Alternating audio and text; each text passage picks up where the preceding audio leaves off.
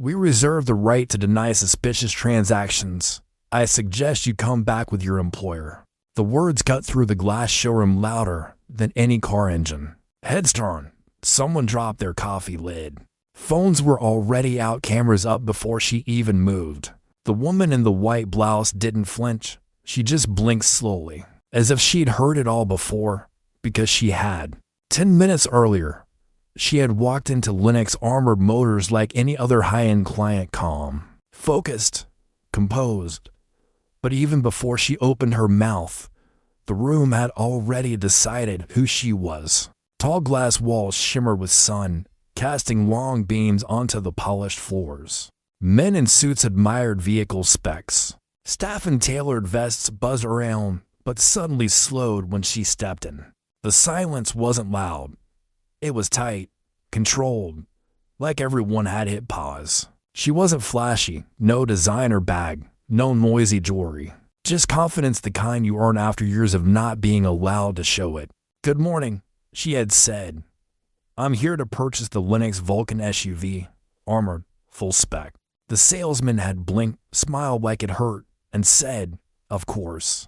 Just a moment. But that moment stretched into scrutiny, whispered glances, a hushed conversation behind the reception desk. And then, that line, "We reserve the right to deny suspicious transactions. I suggest you come back with your employer." You ever been looked at like a threat just because you looked sure of yourself? She had, more times than she could count. And in that moment, her jaw tightened, not in anger, but decision. Because the SUV wasn't for her, and the reason she needed it was about to leave the whole showroom in stunned silence. If you were in her shoes, would you walk out quietly or stay and make them regret it? Keep watching, because next she says one name that makes the entire room freeze. She didn't leave. That's the part no one expected. The receptionist had already started closing the tab on her screen. The salesman turned to walk away, assuming it was over, done. But the woman in the white blouse took one slow step forward, heels clicking on marble, steady as a metronome. "I said," she repeated, "I'm here to buy that vehicle today."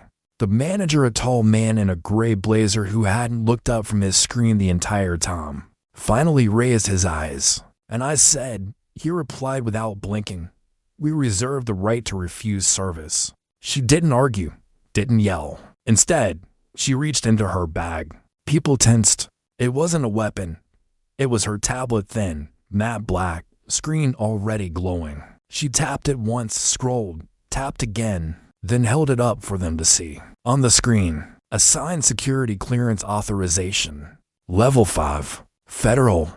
Attached to a name that silenced the whole room. Alana Cross. The manager read slowly. Founder of Sentinel Systems. A murmur rippled across the room like wind through glass. One customer dropped his phone. A woman near the espresso bar whispered, "Wait, that's Sentinel."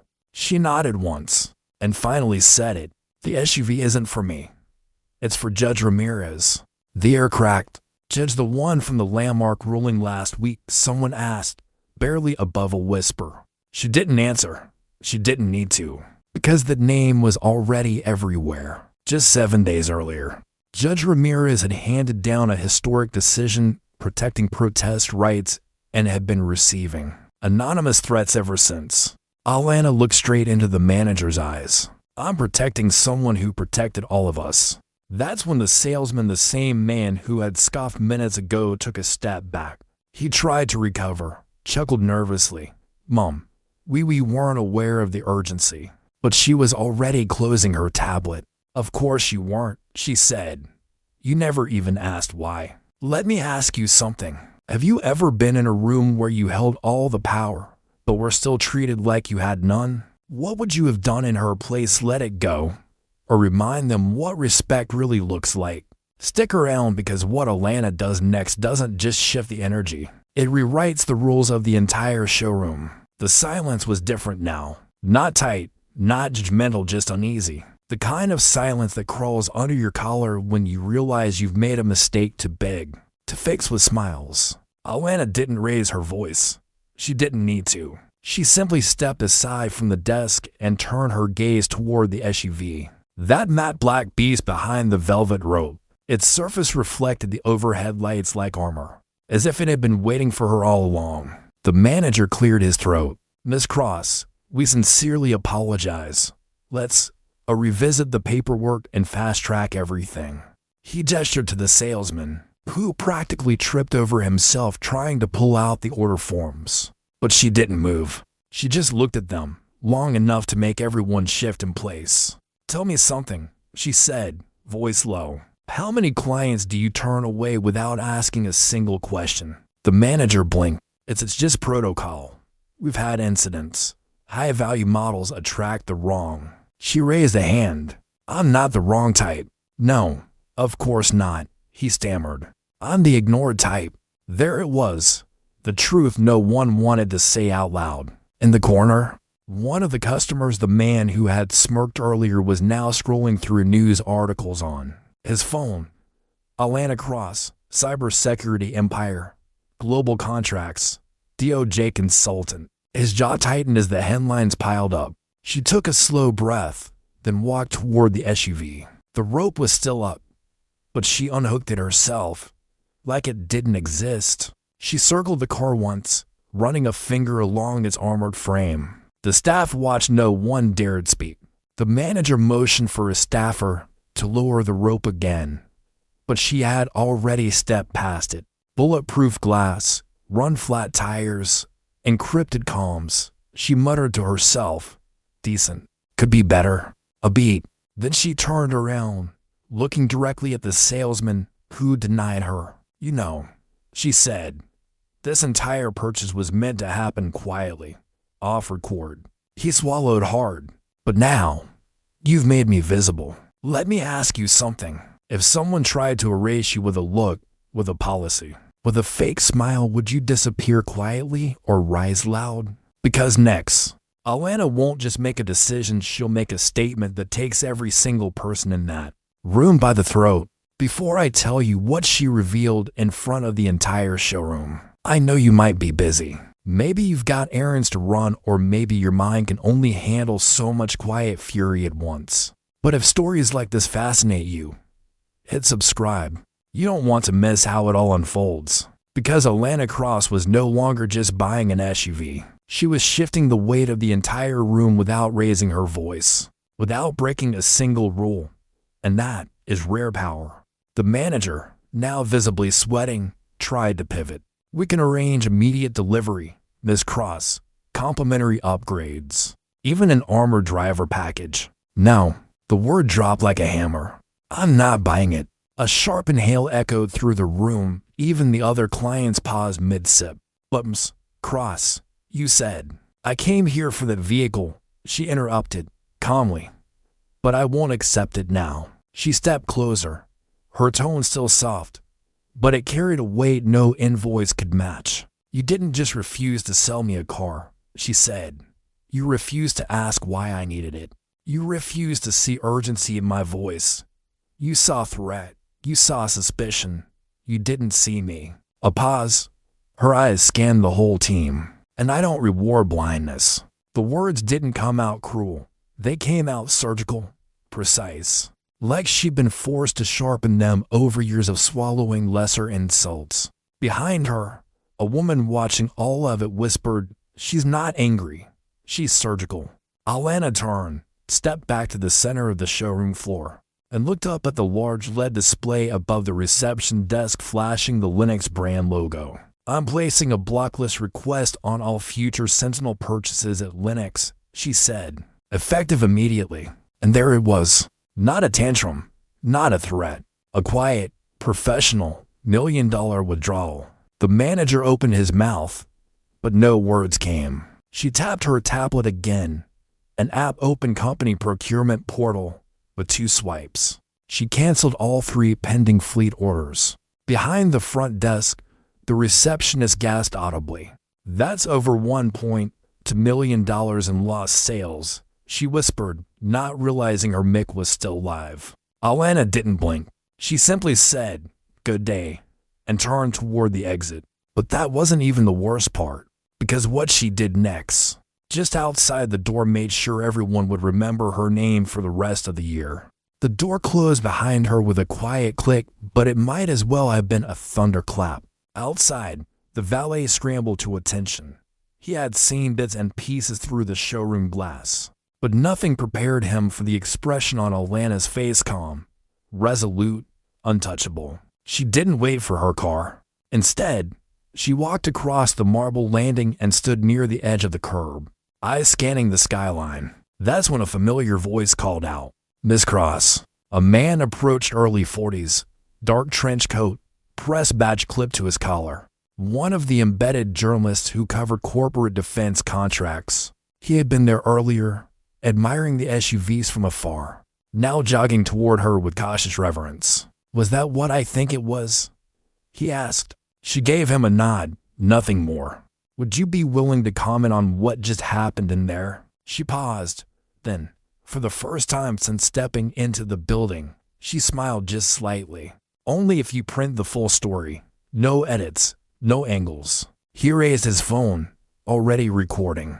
"I just want to say one thing," she said, eyes still fixed on the building behind her. "When you strip someone's identity the moment they walk through a door, don't be surprised when they strip you of your reputation." He blinked. "That's going on record." She looked directly into the camera. "You better hope it does." The video went live within 10 minutes. 10. By the time she slid into the back seat of her black town car, not armored, just efficient, the clip had already reached 30,000 views. By sunset, it would pass 1 million. By morning, Lennox armored motors would be trending for all the wrong reasons. Inside the showroom, no one spoke. The sales team stood frozen, watching the footage circulate from phone to phone. The manager stared at the LED screen above the desk, still flashing the Lennox logo, now mocked in the video comments as luxury blindness. "Let me ask you something. Have you ever watched someone destroy a building without touching a single brick? Because next, Alana's story doesn't end here. It reaches someone powerful, someone watching from even higher up. And what he does with that video changes everything." It was just after midnight when the message lit up his screen. A private link, no subject line, just 6 words. "You should see this, Chairman." Inside a penthouse office 40 floors above the city, Vaughn Remington, global executive of Lennox International, leaned back in his leather chair. His tie was loosened, sleeves rolled, the kind of man who rarely flinched.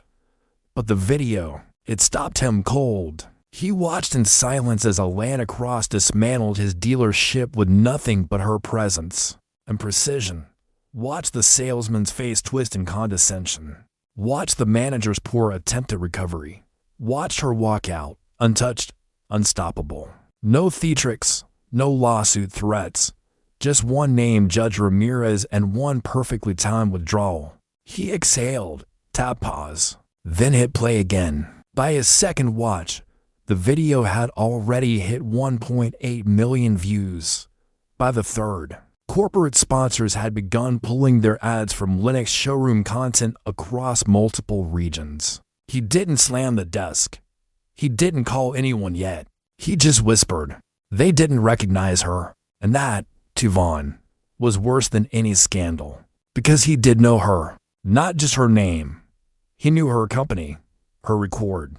She had sat across from him at a Defense Innovation Forum 3 years ago. Held her own in a room full of military contractors twice her age. And now, that same woman had just exposed his frontline staff as biased amateurs. In front of the entire industry, he stood slowly, walked to the glass wall of his office, the city pulse below golden, distracted, unaware that someone at the top was deciding what came next. "Let me ask you this. If your name was at risk of being dragged through fire, would you save your company or let it burn?" For what it got wrong, Vaughn made his choice. He turned from the window, picked up his phone, and dialed a direct line. "Activate Protocol 9, he said. "Get me the regional director by morning, and find her, Alana Cross, in person." Because what he was about to offer her no one had ever offered before. Alana didn't answer unknown numbers, especially not at 6:47 a.m. But something about this one no-caller ID No region made her pause. She sat on the edge of her bed, coffee cooling beside her, thumb hovering. Then she answered, "Miss Cross." The voice was deep, crisp, no hesitation. "My name is Vaughn Remington, chairman of Linux International." She didn't respond. "Not yet. I believe you've seen what your video has done. I won't waste your time with excuses. What happened to you was unacceptable, preventable, and frankly, embarrassing." Still, silence. "I'd like to speak with you, in person. No press, no handlers." She waited one full beat before replying. "Why?" His answer was immediate. "Because this isn't just about one SUV or one showroom. It's about the ecosystem that allowed my team to look at you and see less. I want your help changing that." Alana blinked. That wasn't the response she expected. And yet, something about it felt rehearsed. "I'm not interested in AP or stunt," she said, "or in helping you sweep this under a bigger rug." Vaughn's voice remained level. "Neither am I. I want you on the advisory board for Linux's next-gen civilian defense program. Not for optics, for leadership." Now she laughed, quietly, bitterly. "You think handing me a seat at your table fixes this? No. But I think you at that table might stop it from happening again." A pause. "I read every article about Sentinel Systems, your cyber reform protocols. They disrupted an entire network of outdated thinking. I want that same disruption here." For the first time, Alana said nothing out of resistance, but out of genuine surprise. He wasn't offering a gift. He was offering ground. Real ground, where she could build. She stood, walked to the window of her apartment. The sun had barely risen, but the city was waking fast. Emails, headlines, shares, reposts, her name everywhere. "Let me ask you something. If you were offered the power to fix the system that failed you, would you take it? Or would you let it crumble on its own?" Because next Alana gives her answer. And it shakes not just Vaughn, but every single name on his board. The meeting wasn't in some boardroom. It was in an empty aircraft hangar. Vaughn had offered her anything: executive floor, private jet, downtown skyscraper suite, but Alana chose neutral ground, cold, steel, echoing. No distractions. No luxury to mask intent. Vaughn arrived first. Gray suit, no tie. He stood near a lone table in the center, hands folded. Behind him, 3 chairs. One for him. One for the general counsel. One, untouched, for her. When she walked in, no security escorted her. No assistant followed. She moved like the air had cleared just for her feet. No one spoke for the first few seconds. Vaughn motioned to the chair. She remained standing. "You said this isn't a PR stunt," she began. "It's not," he answered. "You said you wanted change." "I do." She looked around the hangar. No banners, no branding. "Then you'll agree to my terms," she said. The general counsel straightened, suddenly alert. Alana took a breath. "First, every single Linux dealership manager goes through equity bias training, led by a team I select independently." Vaughn nodded slowly. "Second, the sales staff at the Midtown location are suspended immediately. Their compensation redirected to organizations protecting civil rights attorneys." No nod this time, just stillness. "Third," she said, voice sharper now, "you don't hire me." A pause. "I beg your pardon," the counsel asked. "You don't hire me," Alana repeated. "You empower me." She stepped closer. "I'm not here to soften your board. I'm here to rewire the thinking behind how power is perceived. I don't want a seat at your table. I want part of the blueprint." Vaughn met her gaze. No deflection, just recalibration. "I'll need full advisory authority over the civilian product division," she added. "And I named a board observers, people who don't look like anyone in this hangar." The silence wasn't resistance anymore. It was awe. She wasn't asking for a role. She was installing a new system. "Let me ask you something. If you've ever been underestimated, have you imagined what it would feel like to not just prove them wrong, but make them change the structure that ignored you?" Because next Vaughn says one word, and that word flips the balance of the entire company. Vaughn didn't flinch. He didn't look to his legal counsel, didn't shuffle the papers on the table, didn't ask for clarification. He just breathed, then said it. Deal. The word wasn't reluctant. It wasn't forced. It was earned. His voice carried across the hangar like a vow, not a concession. The counsel blinked, already reaching for his tablet. We'll need to draft. No, Vaughn interrupted. She just did. He turned to Alana. You've redefined what this partnership is, he said, and we're lucky to have you define it. Her expression didn't change, but something shifted in her shoulders, a soft drop of armor. Not because she needed validation, because he understood the cost of her terms. They shook hands. No cameras, no signatures, just minds from opposite ends of power now aligned. As Alana turned to leave, Vaughn added one final thing. Why the hangar? She paused at the door. Because this place builds things strong enough to fly, she said. I figured that was the kind of weight this needed. He let out a breath, almost a laugh. And just like that, she was gone. The next morning, the industry woke up to a press release that rippled louder than any scandal. Linux International appoints Alana Cross as Chief Civilian Systems Strategist, with full authority. The subtext wasn't lost on anyone. It wasn't a hire. It was a shift. Inside boardrooms, executives whispered her name like a weather change at her former university. Professors added her story to the ethics curriculum. Protest groups who once dismissed corporate engagement now watched her closely. And at the Midtown showroom, the SUV she once requested stood behind glass, untouched. Velvet rope removed. A placard now sat beside it. This vehicle was not sold. It was a lesson. Let me ask you something. What if every room you were once pushed out of became a room you now rebuilt from the inside? Because next you'll hear the letter Alana wrote not to Linux. Not to Vaughn, but to the girl she used to be. To the girl they almost made invisible. You're going to walk into rooms where no one looks like you. You'll shrink sometimes not because you're small, but because they'll convince you that power has a shape and you're not it. You'll say yes to things that feel like no. You'll get good at folding your brilliance into silence. And people will call that professionalism. They'll tell you, this is how it works. This is just business. Don't take it personal. But you will, and you should. Because one day years from now you'll walk into a room with your own name on the chair, and someone will try to erase you. Like always, only this time. They'll do it in front of a camera. And you won't scream. You won't fight. You'll just stand still and let them expose themselves. And when they do, you won't just correct them.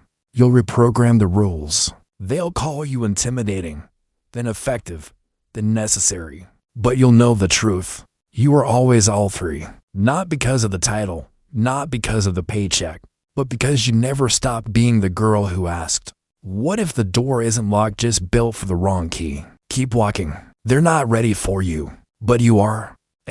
She folded the letter once, slid it into a blank envelope, and tucked it into the back of her journal. No one else needed to read it, but if you're hearing this now, maybe you needed to feel it. Let me ask you something. If you could send a message back through time to the version of you that doubted everything, what would it say? Because next the letter doesn't stay hidden forever, and where it shows up will change one more life. It should have stayed in the journal. That's where she meant for it to live, private, quiet, hers. But one morning, rushing out for a flight, Alana grabbed the wrong notebook.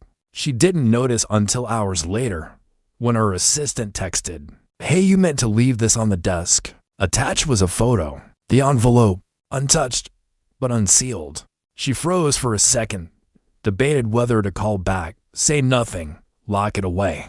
But before she could decide, another message buzzed in. I read it. I hope that's okay. She blinked, then exhaled. Her assistant, Nia, had joined the company just 8 months earlier, fresh out of school. Quiet but sharp, always asking the right questions except when it came to herself. Now her message continued. I didn't know you wrote like that. I didn't know I was allowed to think like that. Alana read those lines again, slower this time. Then one more came in. Would you mind if I shared it with my sister? Alana smiled, leaned back in her seat, closed her eyes. The letter wasn't hidden anymore. By the end of the week, it had traveled farther than she had forwarded from inbox to inbox. Passed quietly in classrooms, printed and folded into notebooks of young women sitting in rooms where they felt invisible. The caption changed, but the signature never did. From A. Professors began reading it aloud during seminars. Startups framed it in their break rooms. One law student got it tattooed, just the line. Maybe the door isn't locked, just built for the wrong key. Let me ask you something. Has a single sentence ever reached you at the exact moment you needed it most? Because next, someone very unexpected receives the letter, and their response might just bring Alana face to face with the one person she never thought she'd hear from again. He hadn't heard her name in months, not since the incident, not since his transfer. But when the forwarded message hit his inbox subject line, "For your eyes only," his stomach dropped. The first few lines were enough. He remembered the voice, the presence, the way she stood in that showroom, unshakable, while he stood behind a counter thinking he was in control. The letter wasn't angry. That made it worse, because anger he could dismiss. But this was truth written with clarity, with grace, with power. He read it once, then again, slower, as if searching for a version of himself that could have heard it back then. And then he did something he never thought he would. He replied, "Ms. Cross, I don't expect you to respond, and I know I'm the last person you expected to read the letter. But I did. I recognize myself in the worst parts of that showroom, and I want to say, thank you for not destroying me. You could have, but instead you revealed me." He didn't sign it with his full name, just T. Alana never replied, not because she held resentment, but because the letter had already done its job. She didn't need to correct the past. She had rerouted its future. Somewhere across the city, a different showroom now trained its team using footage from the day, not as shame, but as curriculum. Somewhere in a law school, a student cited the Cross incident as the beginning of her dream to regulate civilian safety tech. Somewhere online, a quiet thread grew under the hashtag Ronki Rightlock. Let me leave you with one last question. If your silence could keep you safe, but your voice could free 100 others, which would you choose? Because for Alana Cross, the answer had already echoed not through words, but through every room she dared to walk into.